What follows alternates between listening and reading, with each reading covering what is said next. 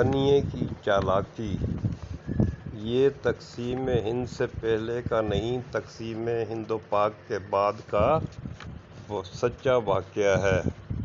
مین بازار کے چوک میں بنیے کی دکان واقع تھی۔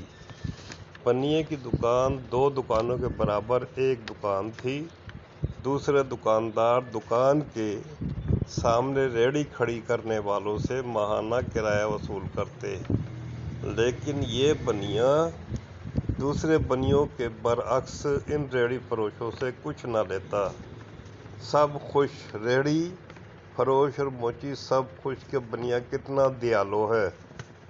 لیکن ایک دن بنیے کا بیٹا دیر سے دکان پر آیا۔ بنیے کو بہت دیر سے پیشاب آ رہا تھا، کافی دیر تک برداشت کرتا رہا۔ جب مثانہ پھٹنے لگا تو دکان کے عین نیچے بیٹھے موچی کو کہا، دکان کا خوب خیال رکھے اور دکان پر کسی گاہک کو بھی نہ چڑھنے دے۔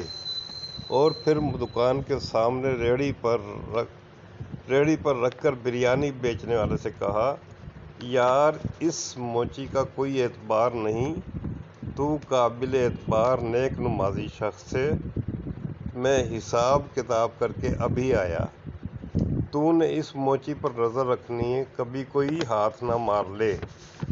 اب دونوں اپنا اپنا کام چھوڑ کر الرٹ ہو گئے۔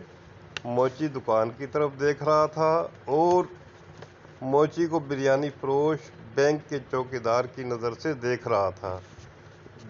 دونوں اپنی دکانداری چھوڑ کر بنیے کی چوکیداری کرنا شروع کر دی۔ واپس آ کر بریانی فروش سے پوچھا کہ موچی نے گلے کو ہاتھ نہیں مارا؟ بریانی فروش نے کہا، اس نے لوگوں کے جوتے بھی نہیں سیے، اور جواب دے دیا۔ اب دکان پر چڑھنے سے پہلے موچی سے پوچھا، بریانی والا دکان کے اندر تو نہیں آیا؟ موچی نے جواباً کہا کہ اس نے اپنے گاہکوں کو بریانی بھی نہیں بیچی۔ تیری دکان کی طرف ٹکٹکی باندھے خبر نہیں کیا دیکھ رہا تھا؟ اب رہا سوال کہ کرایہ کیوں نہیں لیتا تھا، تو یہ کرائے کے پیسوں سے زیادہ ان سے کام لیتا تھا۔ کبھی دکان سے سبزی منگوا لی، جب سبزی لے آیا تو کہا، یار ایک مہربانی اور کر، یہ سبزی میرے گھر دے آ، جو دکان سے کافی دور تھا۔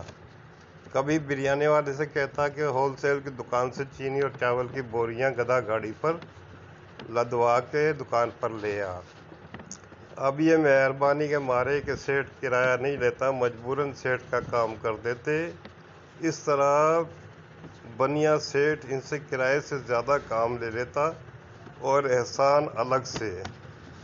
کبھی بھی بنیے سے سودا کاروبار کرتے وقت 100 دفعہ سوچیے کہ یہ کہاں سے داؤ مار رہا ہے، اور پھر اس داؤ کا توڑ سوچیے۔